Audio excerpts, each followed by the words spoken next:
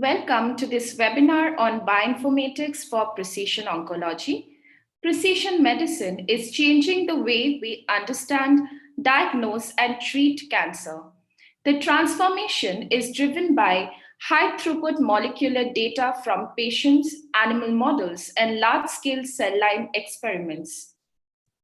In this program, we will explore how high throughput data can be analyzed to study the genomic background of cancer, omics data that describes the basic biology associated with cancer onset, development, and outcomes, and see how large-scale datasets collected from clinical trials provide an opportunity to better understand this condition and improve the precision of clinical oncology.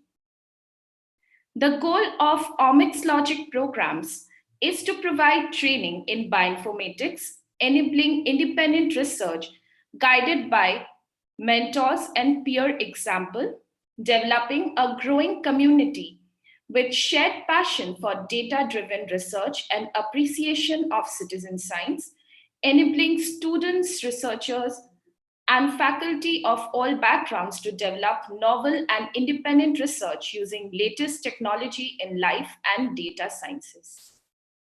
Over the course of the past several years, our team has been collaborating with a number of academic institutions around the world that have participated in content evaluation, curriculum review, and project design.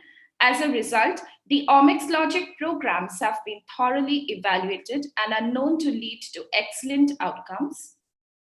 My name is Beepsha Biswas, and I'm the OmicsLogic Community Manager responsible for daily interaction with thousands of users who are part of our bioinformatics community managed by Pine Biotech.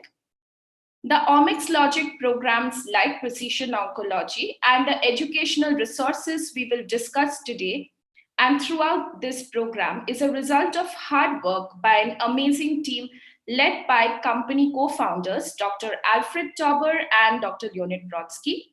Dr. Tauber comes from a medical background and has extensive expertise in oncology, immunology, and biochemistry of inflammation, and has been recognized internationally for his generous support of many research projects and initiatives that support training and applications in medicine.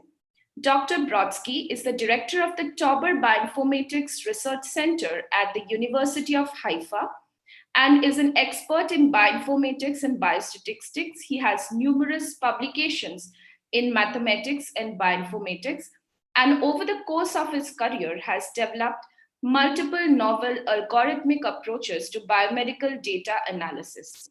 Under his leadership, the Tauber Research Center started collaborations with research teams such universities like the University of California, San Francisco, Institute Pasteur, Tulane University, and many others, where research labs are working on cutting-edge research projects studying various viral and bacterial infections and designing novel drugs and vaccines.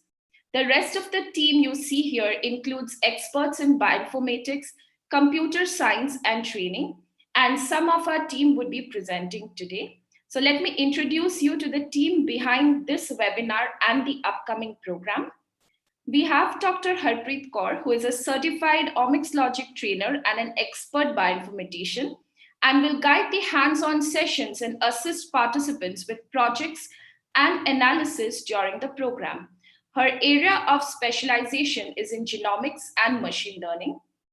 Dr. Mohit Mazumdar is the OmicsLogic project mentor and an expert in big data computational analysis. Dr. Mazumdar has a PhD in computational biology and over 10 years of experience working with industry and academia.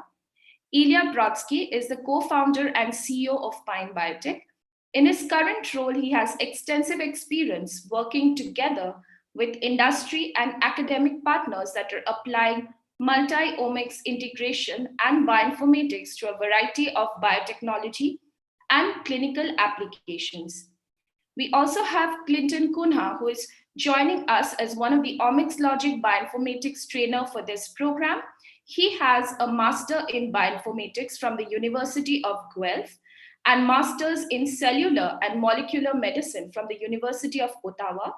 I would now like to invite Ilya Brodsky, our CEO, to discuss more about the upcoming session and the importance of precision medicine in cancer research and therapeutics. Over to you, Ilya. Thank you very much, Pipsa. And glad to be here with all of you and the rest of the team.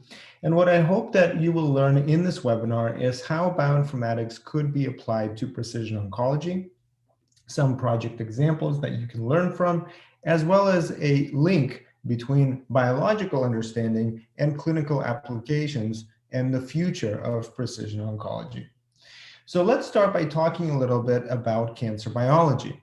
The fundamental traits of cancer cells involves their ability to sustain chronic proliferation, evade growth suppression, activate invasion and metastasis, enable replicative immortality, induce angiogenesis, and resist cell death. And this has to do with the property of the tumor itself, as well as how these cells interact with its microenvironment, the tissue around it, directly around the tumor, as well as the rest of the body. So you can think of these specific features as a hallmark feature of cancer. So again, you can kind of think of the original 6, like sustaining proliferative signaling, evading growth suppression, activation of invasion and metastasis, enabling replicative immortality, inducing angiogenesis and energetics, and resisting cell death. And in recent several years, in the past several years, some additional ones were added to this list. So these include deregulating cellular energetics, avoiding immune destruction, tumor promoting inflammation, genome instability, and mutation. So these are some of these fundamental hallmarks of cancer. And one of the ways that these hallmarks could be studied is through the understanding of genomic components or the genomics of these cancer cells. So when we think about the genomics of cancer cells, we're really talking about next generation sequencing and how it allows us to look deep inside the cell, inside the nucleus, and discover the changes at the DNA level, then see the result of those mutations at the RNA level, as well as study the controlling mechanisms at the level of epigenetics, or how the DNA is available for translation and transcription, and how it is changing with different methylation tags in DNA methylation. So importantly, when we speak about the basic characteristics of cancer, those could be studied at different levels.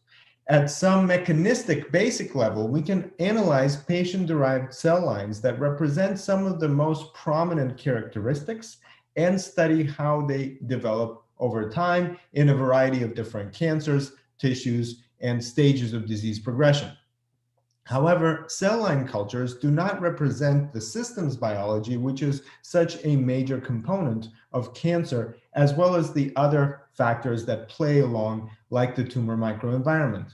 What has been developed over the past several years is a way to look at the systems biology by grafting in the tumors to animal models. As a result, we can see some of the interaction that happens between the tumor itself and the microenvironment. However, the animals do not fully represent the systems biology of the patient population, primarily because immunocompromised mice are used so that the tumors could be engrafted, and the animal biology is not exactly replicative of a patient. And that's why in recent trials, large multi-omic datasets have been compiled to allow us to study real patient populations at the multi-omics level, including clinical data that offers unique insight into comorbidities as well as the effects of cancer therapy. And so when we talk about this challenge, as a result of collecting data from these multiple sources, many clinicians are faced with this challenge of knowing how to process, analyze, and integrate such data from different repositories, accounting for the different properties of big data, such as volume, variety, value, veracity, and velocity. And so knowing how to manipulate data and manage it effectively is critical for anyone interested in learning about this molecular component or the genomic component of precision oncology.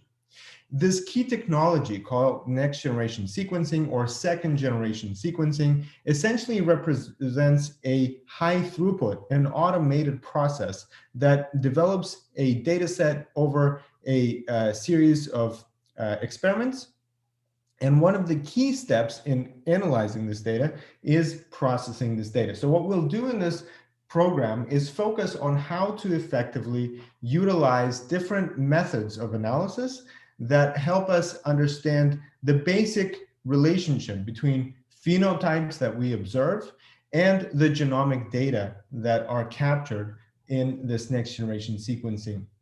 So one of the major things that we will look at are differentially expressed genes, how to utilize statistical analysis like regression, and how to look at exploratory data analysis with biological interpretation, how to link the identified genes with particular pathways that are so important to understand as we are looking at the deregulation of these traditional pathways in cancer cells. Now, importantly, we will look at a number of important data sets, collections of data that represent the challenges and the opportunities in developing novel cancer treatment and diagnostics using such repositories like the Cancer Genome Atlas or TCGA.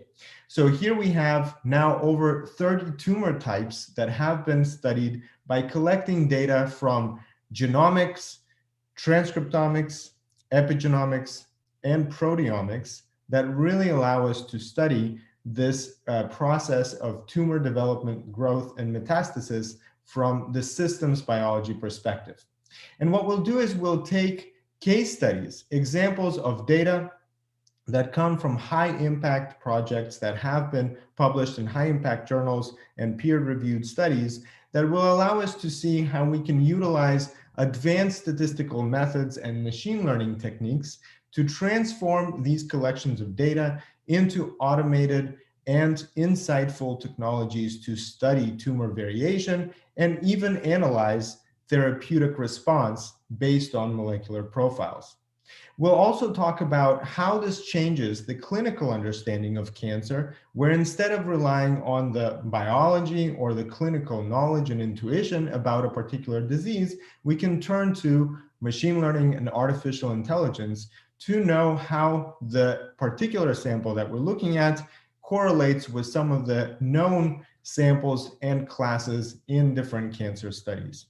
We'll take a look at the metadata and the clinical factors that represent different types of risks as well as different impacts on disease outcomes.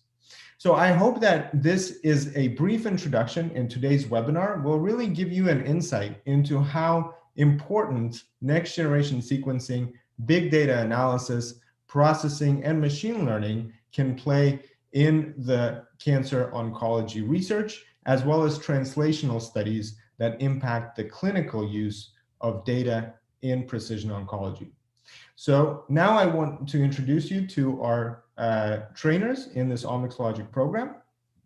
Dr. Harpreet Kaur, please go ahead. Thank you, Ilya.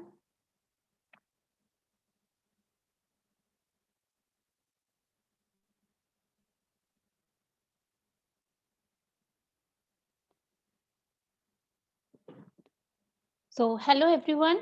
My name is Harpreet Kaur and I have a PhD in bioinformatics. Let me give you some glimpse how bioinformatics can be helpful in identifying biomarker or signatures for a specific malignancy by taking few examples from my doctoral research work. So my PhD research was on biomarker discovery for diagnosis and prognosis of liver cancer using bioinformatics. So what inspired me to study liver cancer is the high mortality rate of this malignancy and a lack of precise biomarker that can help diagnose liver cancer at an early stage. It is considered as sixth major cancer in terms of incidence and fourth in terms of mortality across the globe. So, liver cancer is often at times misdiagnosed or detected too early for an effective treatment.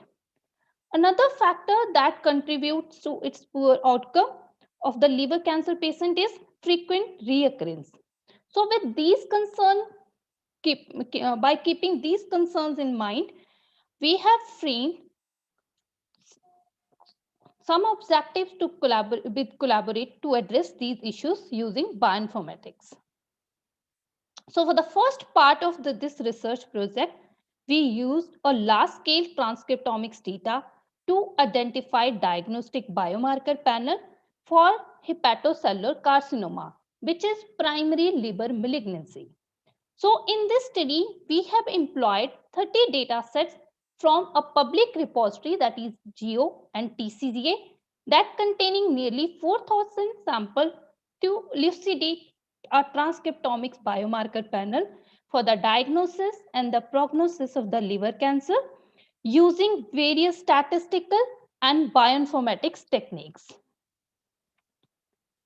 For the next part of this project, we use transcriptomics and methylation data of hepatocellular carcinoma patients from the TCGA to identify biomarker panel for the stage classification of this malignancy.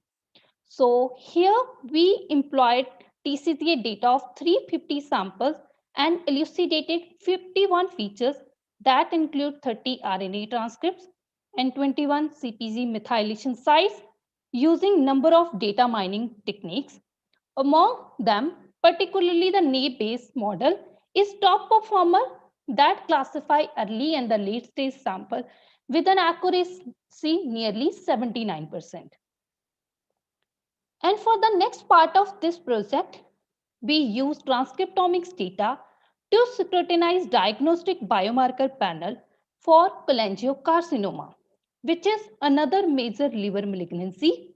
So in this study, we have taken 9 data sets from public repository GEO, which contain 350 cholangiocarcinoma, 133 adjacent non-tumorous, and 90 HCC samples to scrutinize cholangiocarcinoma specific signature using multiple machine learning techniques like extra tree, random forest, logistic regression, etc. So in the conclusion, here we have identified 3 gene-based biomarker that can discriminate HCC from the normal samples. Then we have identified another 3 gene-based signature that can identify cholangiocarcinoma from HCC in the normal samples. At last, we have identified 51 features that include 30 RNA transcript and 21 methylation CpG site to discriminate early and the late stage samples of HCC. So in my current role, I'm OmicsLogic bioinformatics trainer with the Pine Biotech. I am assisting participants to learn about data analysis, machine learning, and visualization in application to the large dataset used in biomedical research. Besides, I'm involved in designing different research projects using publicly available datasets and using our various tools that are integrated on our web server. So to provide hands-on training and to make participants familiar with the approach to design and complete a research project, we are continuously designing different research projects using publicly available data based on the studies published in high impact journals. Thus, we have a collection of research projects where you can learn how bioinformatics can be applied in the field of oncology using publicly available dataset to drive biological and clinical important biomarker for a specific cancer conditions. So one of these projects is similar to my PhD research work. So in continuation of the liver cancer, here I have designed a project with our Pine Biotech team members for identifying molecular signatures that are associated with the clinical factors of the liver cancer patients based on integration of multi-omics data. So here we have explored different omics data types like RNA, miRNA, and demographic data, employing multi-omics data integration approach for liver cancer patients to find out the molecular signature that are associated with clinical phenotypes of the patients. As one of the major challenges with malignant conditions is that single omics data is not sufficient to design highly efficient biomarker. Thus, multi-omics data types can fill that lacuna and will facilitate to design efficient signatures. But then major challenge is the integration of those multi-omics data types. Either you need to develop an individual pipeline for each data type, then you will find an approach or a method to integrate them together. So for this, you require high computational or bioinformatics skill. So to remove these obstacles, various multi-omics data integration tools like SNF, iCluster plus O2 PLS are integrated on T-Bioinfo server, where users just need to provide input data sets and can easily perform various types of multi-omics analysis by just click on options. So in this project, we have also implemented these tools to done various kind of analysis. Finally, we are trying to understand how multi-omics data integration analysis can provide us holistic picture of this lethal malignancy, and also how they are associated with diverse clinical phenotypes like tumor stage, risk factors, race, age, gender of the patients. So participants can explore these projects during this upcoming program. There are a number of research fellows who have completed their research projects in the field of oncology with Pine Biotech Research Fellowship Program. So Ms. Urja Parikh, who is postgraduate student from India, completed her research project uh, entitled Identification of Biomarker to Differentiate between Neural Stem Cell and Glioblastoma Stem Cell, employing publicly available data using various bioinformatics tools that are available on T-Bioinfo server. Our another research fellow, Simi Dolana, who is an undergraduate student from Turkey, recently completed her research project that is for long non-coding RNA as therapeutic target in chronic lymphocytic leukemia, using publicly available data for this malignancy and employing various bioinformatics techniques that are integrated on a server. Then we have another research fellow, Kalmari Maru, who is a PhD student from Mexico. He has completed his research project for classification of triple negative breast cancer cell line by gene expression analysis of transmembrane protein using machine learning algorithm. So he has done study on a breast cancer cell line employing different data mining techniques that are available on T-Bioinfo server. So I'm looking forward for being your mentor in the upcoming OmicsLogic program. Now I would like to pass this session to our another mentor, Clinton. So over to you, Clinton. Thank you, Dr. Kaur.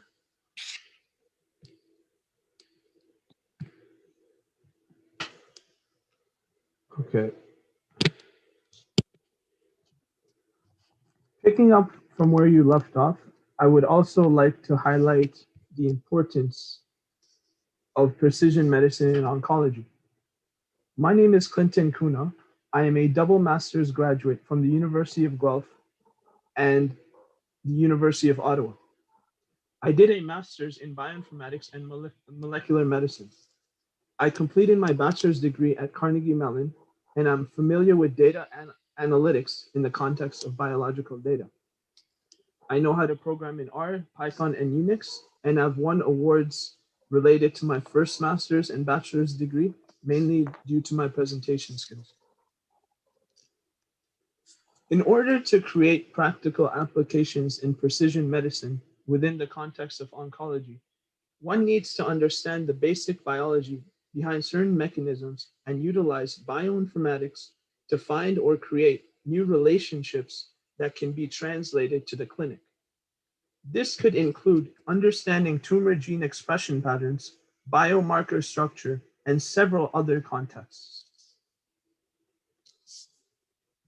It is important to visualize cancers to determine their mode of spread. There are current technologies that use fluorescent probes in order to identify highly expressed cancers related to genes within the body. By capturing these images, this acts as a first step in obtaining gene expression values for that particular cancer. One can then use bioinformatics approaches to determine the significance of different genes for personalized treatment. I used a gene library with human surface proteins in order to find better proteins that could be used as future biomarkers within my bachelor's thesis project. As you can see, it indicates where there are highly expressed yeast cells that were mixed with dye under the flow cytometer. We isolated 20 high or moderate individual biomarkers through sorting. They were then sequenced and aligned to a reference genome using bioinformatics software in order to determine where single nucleotide polymorphisms, or SNPs, account for their high fluorescence when compared to low fluorescent proteins. So cancer is extremely heterogeneous, and there is so much data out there. There are several proteins that play different roles within certain contexts. It's quite a challenge to organize all this data. Let's take the example above with a particular protein known as ST20-like kinase, or SLK. It plays a role in important cellular processes such as proliferation, migration, and apoptosis. It affects development and is shown to play a role in tumorigenesis within a new induced mammary tumor model within mice. An SLK knockout increased the time it took for a tumor to form and also increased the expression of SOX10, an important biomarker in cancer. SLK regulates the AKT proliferation pathway through feedback inhibition, but its absence causes AKT to be hyperactivated. SLK might play a role in other contexts as well, which only enlarges the amount of biological data that needs to be processed. In mouse embryonic fibroblasts, SLK knockout reduces focal adhesion turnover. It seems that SLK has different roles with a particular context. Research on SLK is ongoing. This is similar to cancer. Every cancer is different, and it's a challenge to determine where those differences exist. We need more advanced methods to determine why a knockout reduces a process in one context, but increases it in another. My master's thesis project propelled me into a route where I can use more sophisticated methods of analysis, such as machine learning algorithms, to solve these complex discrepancies within cancer. So therefore, I decided to pursue a master in bioinformatics and learn those complex skills. Pure biology is good, but having the data analysis skills to create meaningful relationships definitely solves major problems that can be translated into applications within medicine.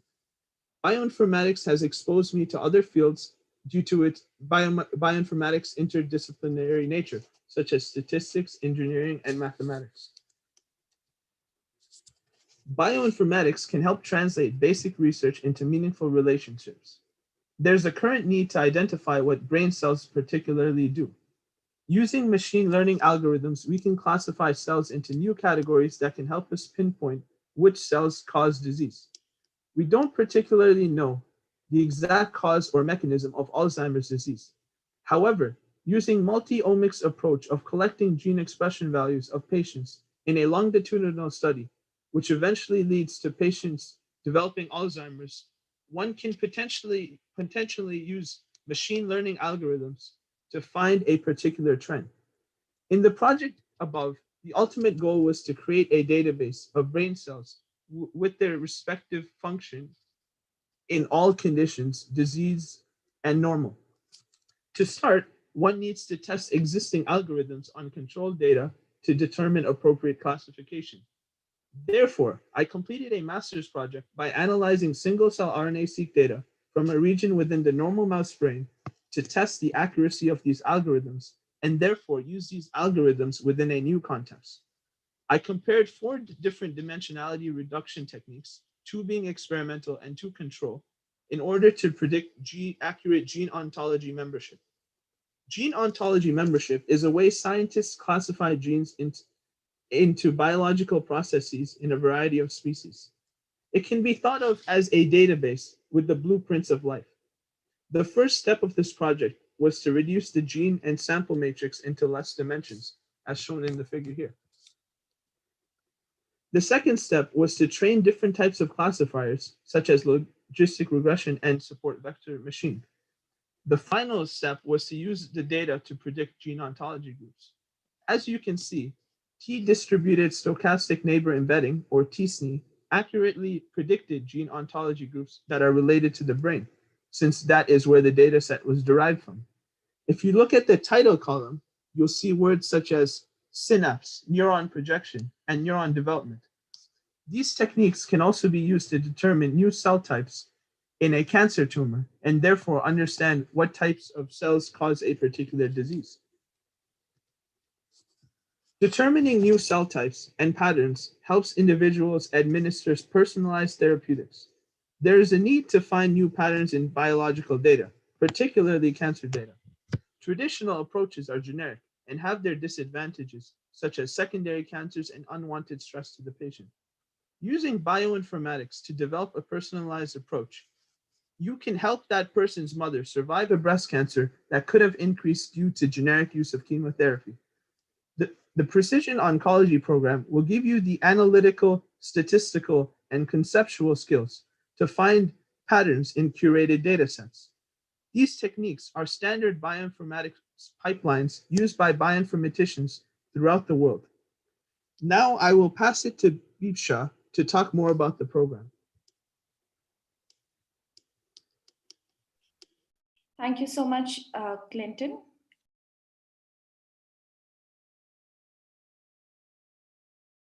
I would now like to invite our student researchers to present their work on cancer research. We have Simai Dolaner, who has been working with our team on her novel research project as part of the Research Fellowship Program and would present on therapeutic targets in chronic lymphocytic leukemia. And then we will hear from Sonalika Ray, who is joining us as our research intern and will present her review on liver cancer research. Over to you, Simai. Hello, everyone. I hope you can hear me well. Yes, we can hear you clearly. Thank you. Okay, hello everyone. Once again, I'm Simay Dolaner, studying molecular biology and genetics at Bahçeşehir University in Turkey.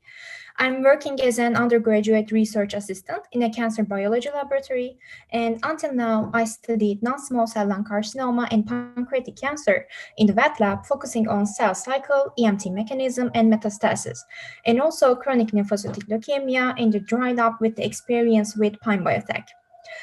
Actually, my knowledge of bioinformatics and computational biology was very limited, and that's why I wanted to improve myself in this field because, as you know, as a scientist, we need to be able to see the big picture as much as the small details.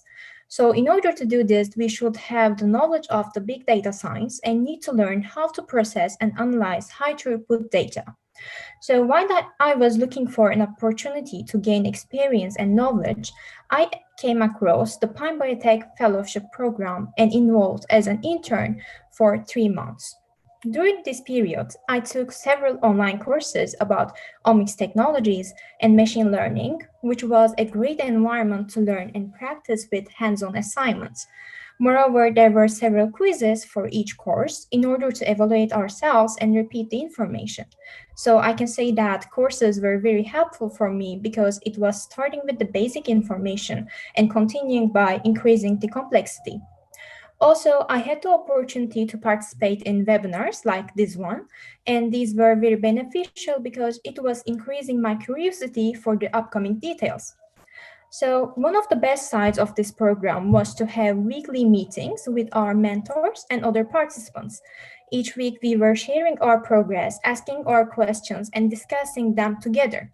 It was a really positive environment to learn and discuss the topics. Additionally, when I needed anything anytime, I could be able to contact and get guidance from my advisors immediately without waiting for the weekly meetings. Furthermore, there were two huge opportunities that I can benefit from. The first one is the Bioinfo server, which is the platform that we are using for processing and analyzing the data. And it's very user-friendly that even with a little knowledge, you can learn and practice with it step by step.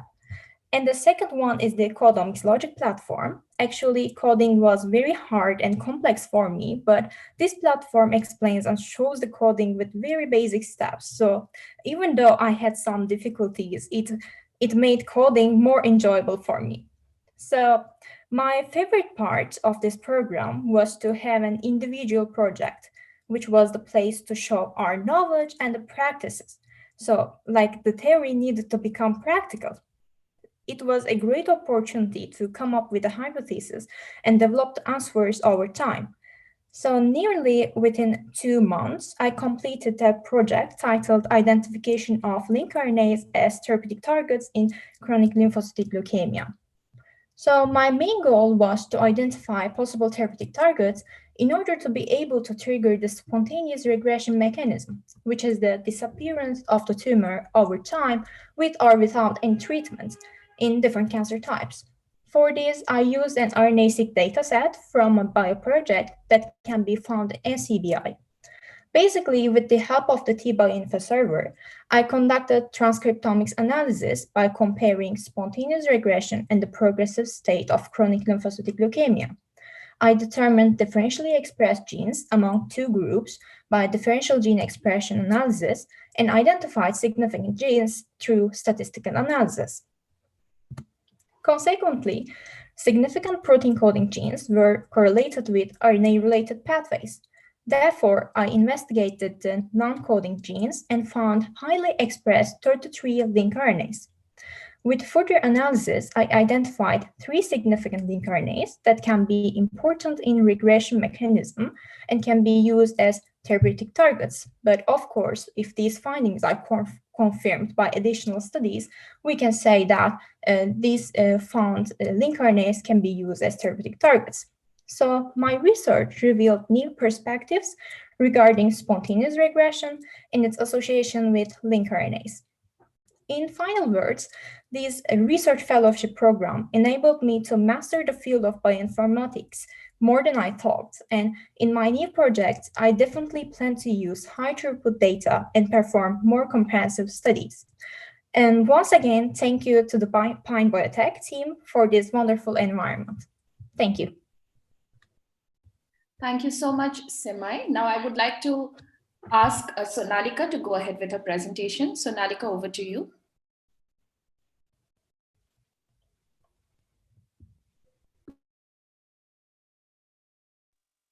Am I audible? Yeah, hi Sonalika. Yeah, we can hear you, but barely enough. Good evening, everybody. I'm Sonalika Ray, pursuing Masters in Bioinformatics from Punjab University, India.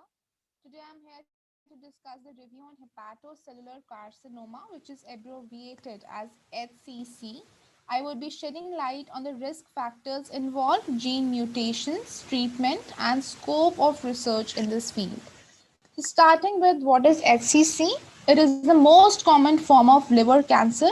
It is the second leading cause of cancer death in the world, and there are between 6 lakh to 1 million new HCC cases in the world annually.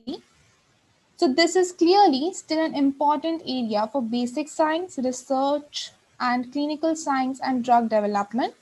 The highest incidence and mortality of HCC are observed in East Asia, Africa, Europe, and in the USA. Now, I would like to discuss few risk factors which are associated with HCC. So, patients with cirrhosis, chronic alcohol consumption are at a higher risk for HCC. Infection by hepatitis B virus and C virus. So, hepatitis B virus related HCC is more prevalent than HCV related HCC. Non-alcoholic fatty liver disease, that is NAFLD, and NASH, that is non-alcoholic steatohepatitis, are another risk factors associated with metabolic syndrome or diabetes mellitus. Now, few polymorphisms in the genes given, that is PNPLA3, TM6SF2, and HSD17B13, have been identified to be associated with the severity of NASH and HCC incidence. Another risk factors are cirrhosis from primary biliary cholangitis, hemochromatosis, alpha-1 antitrypsin deficiency. Also, aristolchic acid and tobacco are found to be potential pathogenetic cofactors in HCC. So, high throughput next generation sequencing has enabled the identification of cancer driver genes with oncogenic functions or tumor suppressive functions that are currently altered in HCC.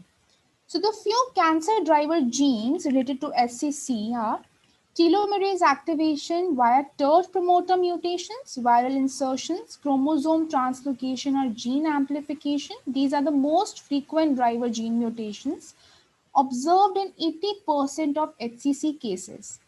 Activation of WNT beta-catenin signaling pathway was demonstrated in one of the studies and was supposed to have 30 to 50% cases related to HCC.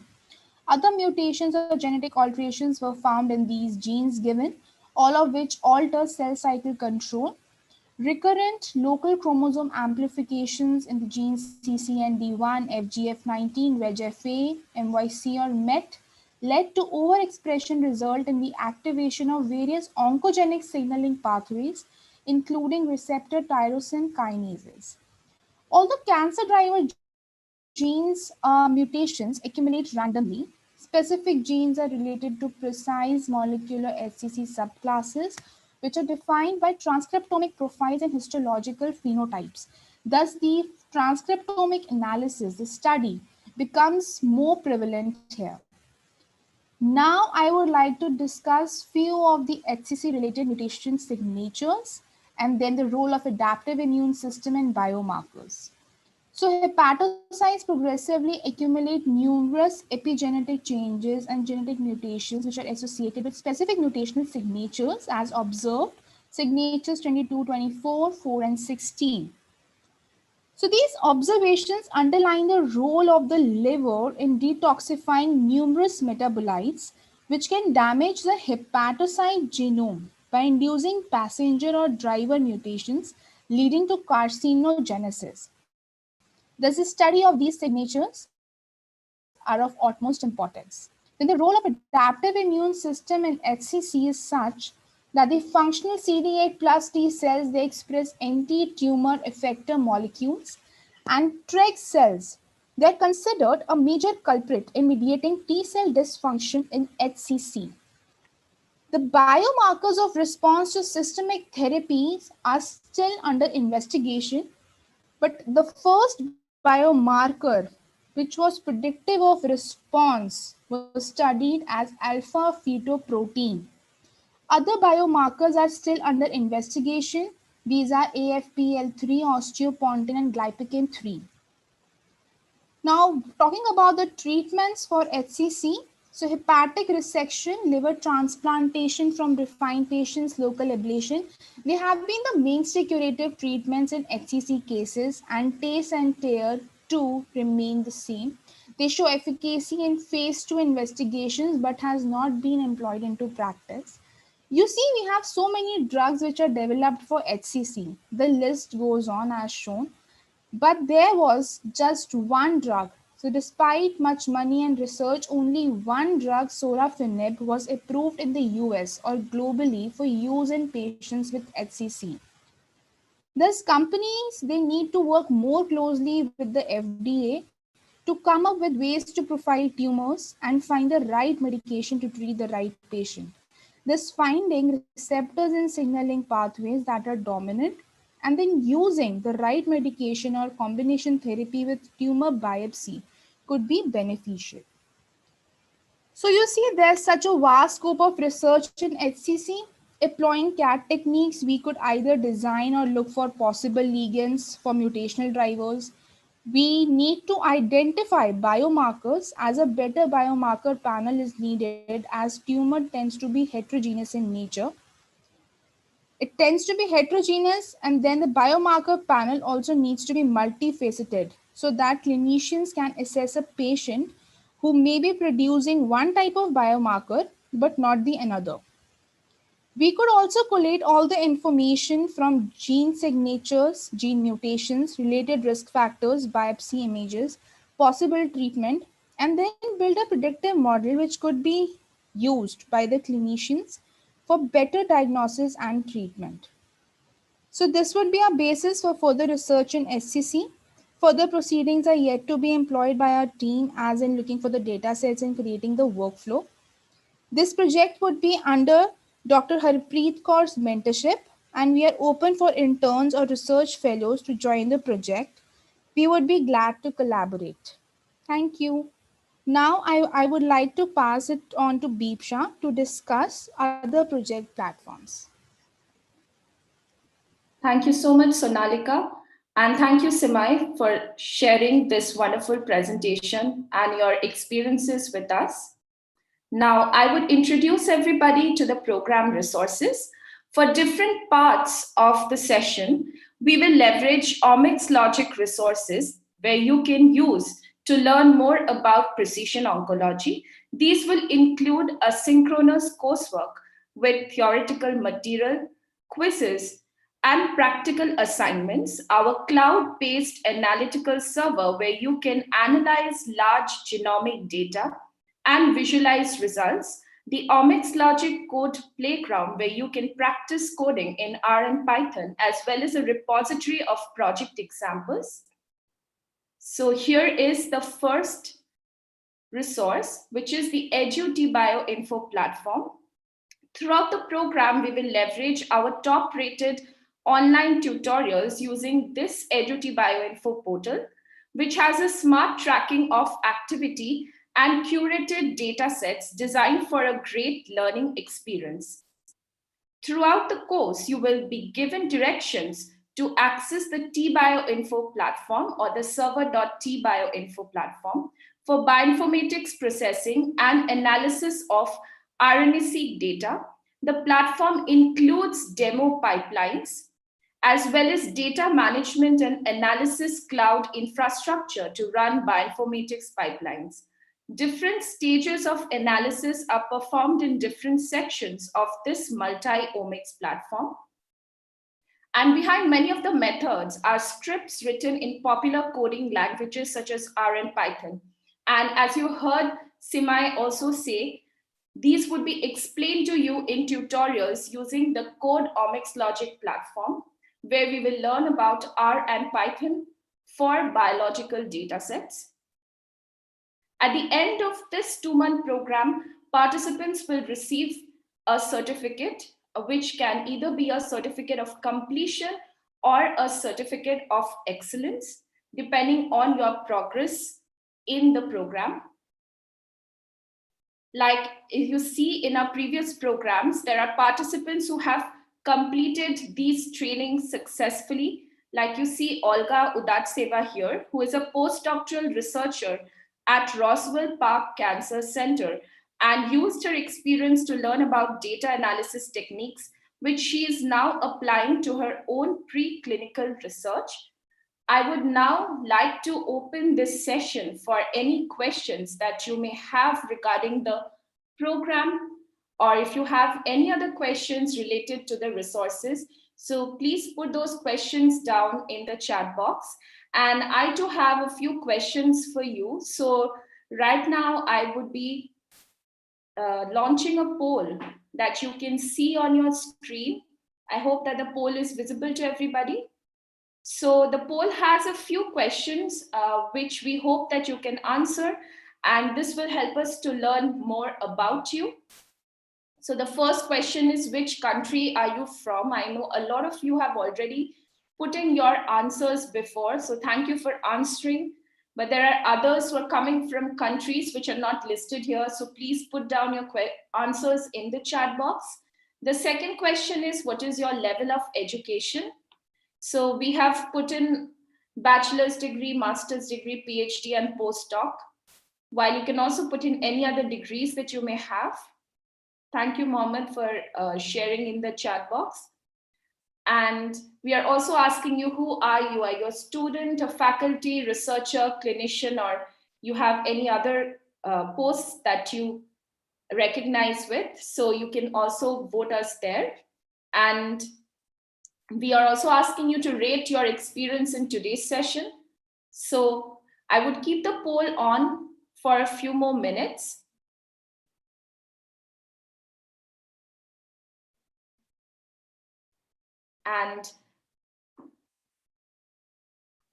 And also I have another question for all of you. So what was the most useful part of the presentation? So you can write that down in the chat box. So this is like a question that I am asking you. We hope that this presentation was useful for all of you. Yes, so Maureen, as you saw in today's presentation, we have had our mentor team who are here, Dr. Harpreet Kaur, Ilya Brodsky, even Clinton, as well as Dr. Mohit Mazumdar. So they are going to be the mentors who are going to guide you throughout this process. So if you are new to this field, we will be helping you out with your step-by-step process, the entire learning process.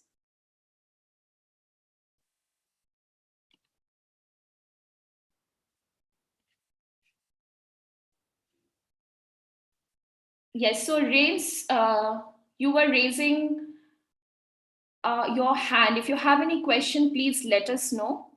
So we have a question from Ishan here. Are the lessons more data focused? Yes, the lessons are more data focused. So I should give you all an overview of the courses that are there. So let me stop sharing the presentation right here, and I'll also end the poll right now. So, okay, going back. So let us take a look at the courses that are there. So each of these courses that you see here are based on the different types of omics data, right? So when you go through these courses, and each of these start with very basic courses like introductory courses, Introduction to Bioinformatics, Introduction to Genomics. So we start with these introductory courses, and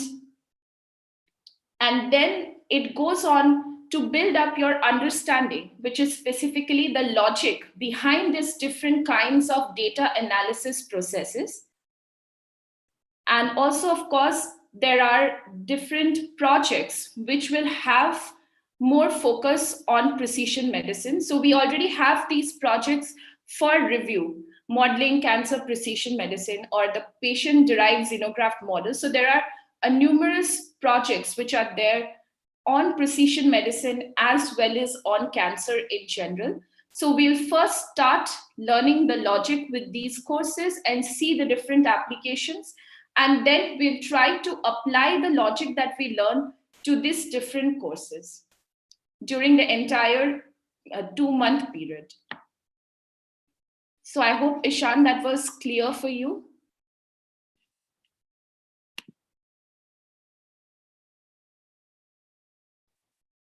Thank you, Antonio, for sharing.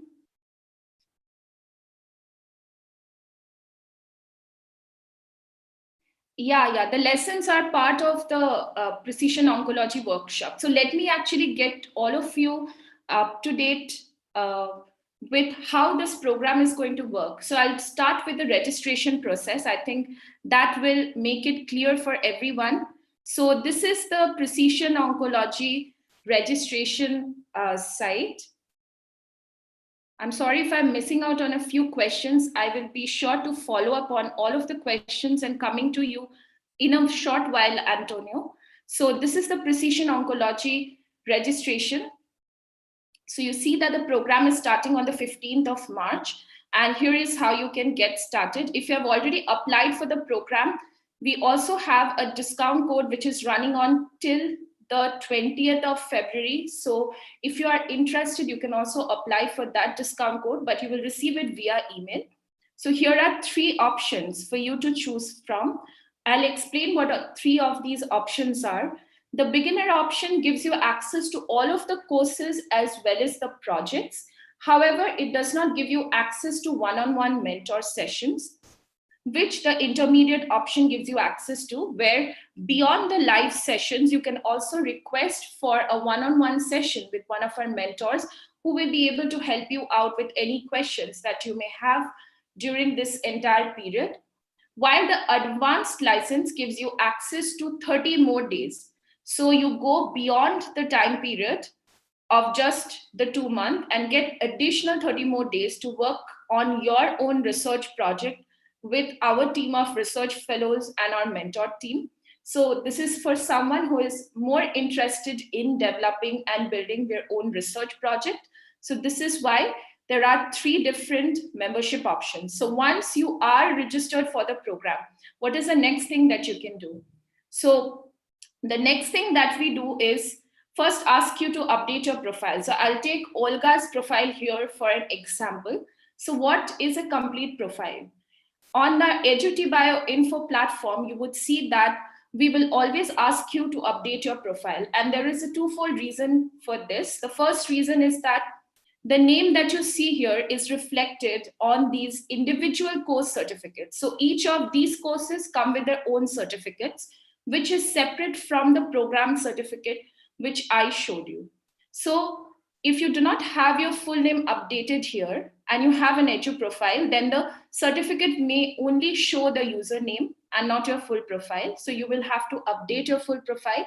And having a complete profile also gives you the opportunity, and as well as others, the opportunity to go ahead and interact as well as collaborate with you.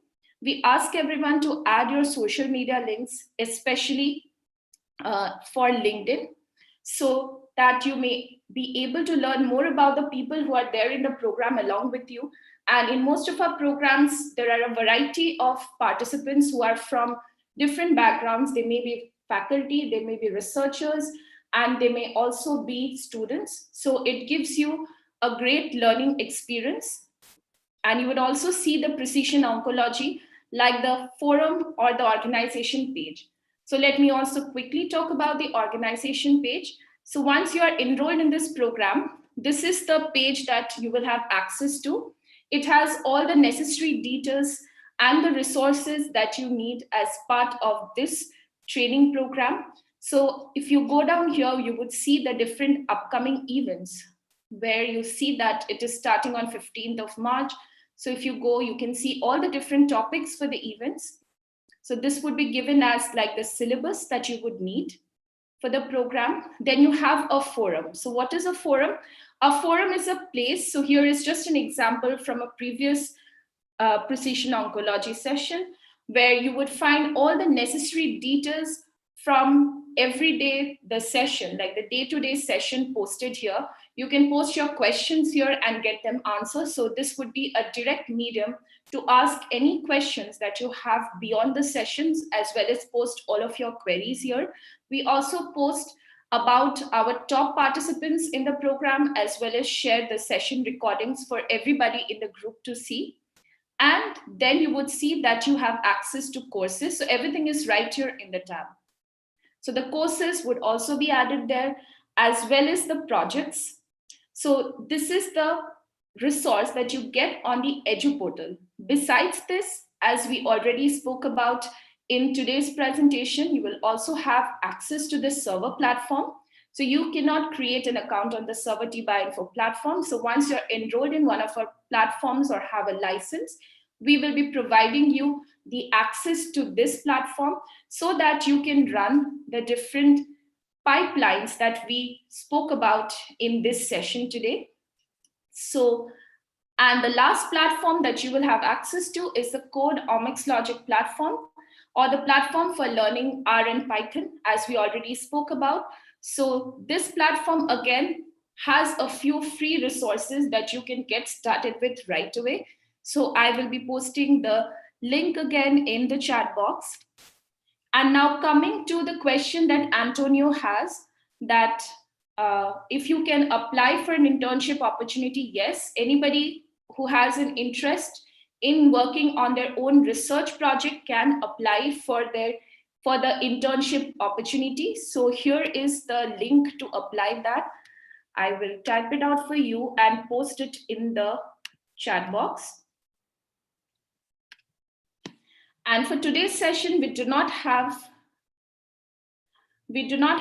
any kind of certification.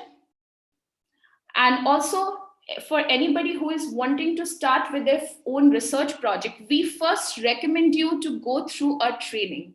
Most of our research fellows who come and join one of the research fellowship program have already gone through the training, so that they are ready and they know what are the different kinds of logic and how to apply them to different types of data sets. So once you are familiar with that process, it's much more easier to go ahead and do your own project, or else the entire project process becomes quite long and you may not be able to figure out how to go ahead with it right at the beginning. So we definitely recommend one of the training programs first and then getting started with your research project.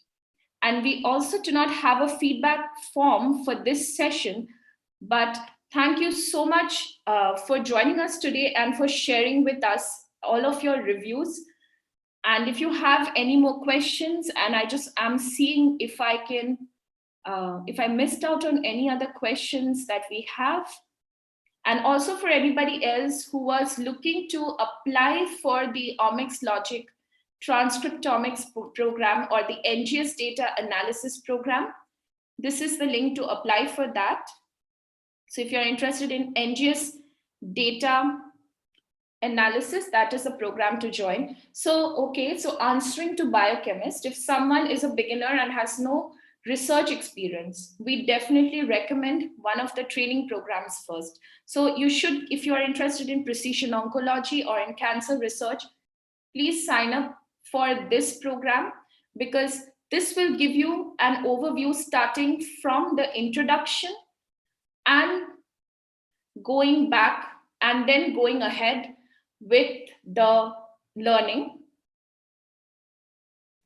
And then once you are done with the program, like learning from the program, you can definitely go ahead and work on your own research project, like you saw Simai or a lot of our other interns have done during this process. So thank you, biochemist, for sharing. I'm sorry, I do not know your name, but if you please put down your email ID in the chat box, we will be able to get back to you. Thank you so much, Ishan. Okay, thank you, Kazim, for sharing. And if anybody has any more questions, please let us know. And meanwhile, I would like to also invite everyone to go ahead and join our groups that we have on LinkedIn as well as on Facebook. So these groups are open for everyone. And we hope that you can join us on these groups. So thank you again for joining us today. Yes, so I will be sharing the link with everyone, whoever has shared your email IDs with us in the chat box. And I hope that we can have you all in the upcoming program or have you join us in any of the upcoming programs. So if you have any questions, then please let us know.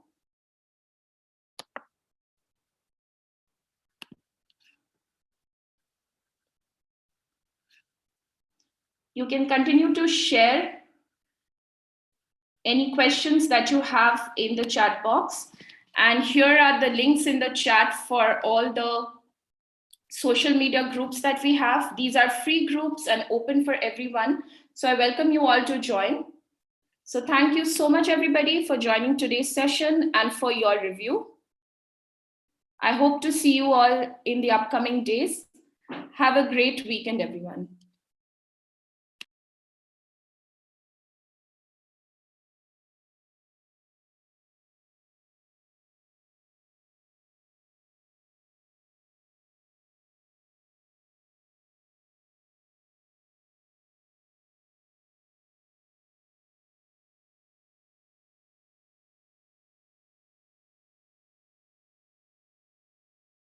Yes, Sise, what is your question? Please let us know. And we are about to end our session. Yes, we plan on having another webinar soon enough. So we will be apprising you of the date and time very soon via email. So if you have left your email ID, we will let you know about those upcoming workshops and webinars that we have. So thank you again.